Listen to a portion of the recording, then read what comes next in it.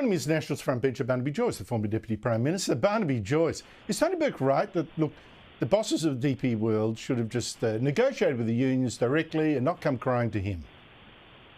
No, we are an island nation. We don't have railway lines into Singapore or railway lines into Europe or a road into Houston and Texas. So the ports have incredible powers.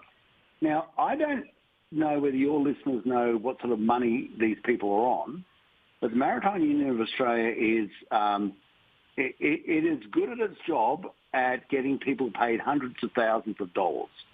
It has the highest paid workforce where you can't get in unless you're a union rep. In fact, in many instances, you can't get in unless you're related to someone who's already working there.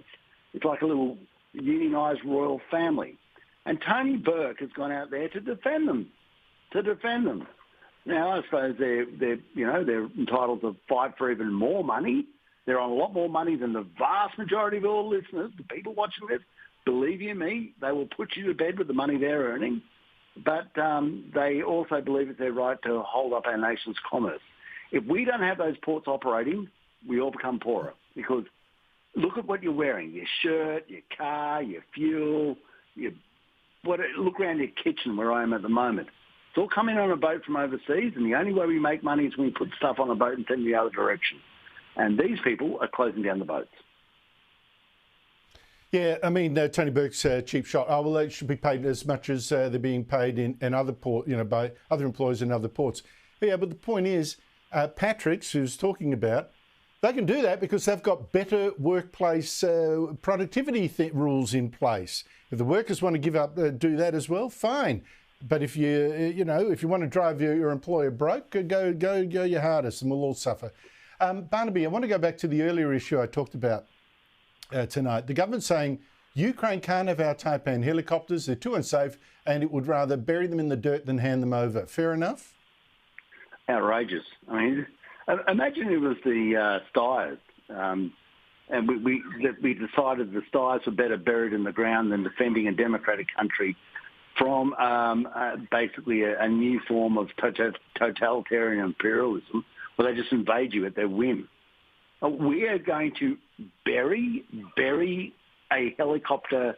If it's not perfect, I tell you what, it's better than having to walk out and meet your enemy. It's better than having to walk back. Even if it crashes, it's probably better. Your odds are better than what's going to happen to you. You get shot to pieces because you just don't have access to the front line. Now, the risk to us, well, our alternative to this airframe, rotary airframe, is to bury it in the ground. And you couldn't, Andrew, you couldn't write about this stuff. It is barking mad. And it's yet another metaphor for what this government's about. It is just, it's lunacy. It's lunacy. Barnaby, for me, it's not just that it's a bad decision. It's a lunatic decision that they can't explain. And it's going to this picture now of a government that is irrational and simply incompetent, worse than Whitlam, as I predicted when they first got elected. Barnaby, just quickly, your wife, Vicky, says she went to buy a new ute for your farm this week. Hit a problem, all caused by the Climate Change Minister, Chris Bowen. What happened? Well, we've got this new nirvana. We're running around chasing Europe. We're very blessed. We've got about 9,000 acres here. An average farm in Europe is about 50 acres. Now, an electric vehicle or one of these new vehicles is just not suited to the work we do, whether it's carrying chemicals, whether it's carrying spare parts. And we're not as big as grain farms. They are going to bring in a new fuel standard for which you cannot buy the vehicle that new fuel standard uses. It is unbelievable. We rang up agents and they said we just don't sell them. So we've got a new standard. See, the almighty Chris Bowen and the great new virtuous cabal out there in Canberra. They've got the brief from the department. Oh, we'll do this. This is great. This will work in Annandale. Here we go. Sign it up. And then out here in the boondocks, we go, well, let's try and buy one of these things. You can't. They're not for sale.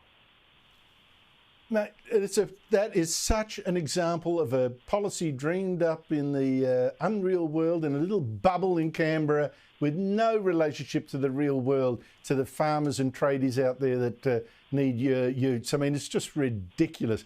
Barnaby Joyce, lovely to speak to you. Talk to you next week. Thank you. You know, it's so weird. Chris Barn keeps telling us, he's doing all this to make us buy more electric cars. He wants 90% of the cars we buy in just 6 years from now electric, okay? And yet we keep getting evidence they're not actually anything as good as he claims. I'll give you a new example. Two guys from carexpert.com.au, they review cars. They drove two of the top range BMWs, right? The 17M70 and the 740i. One's electric, one's petrol, and they drove from Melbourne to Sydney.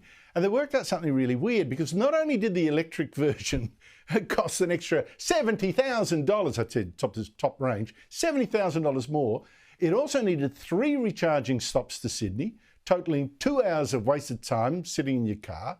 The petrol car didn't need any refueling, by the way, none, it could go non-stop. And by the way, it cost $17 more to charge the electric car on the way than it did to fill the petrol car for the trip. $70 more. I mean, what does that tell you? Well, you're being conned. As electricity prices go up, they'll make less sense. And by the way, most of electricity is still made from fossil fuels. So where is the sense in this?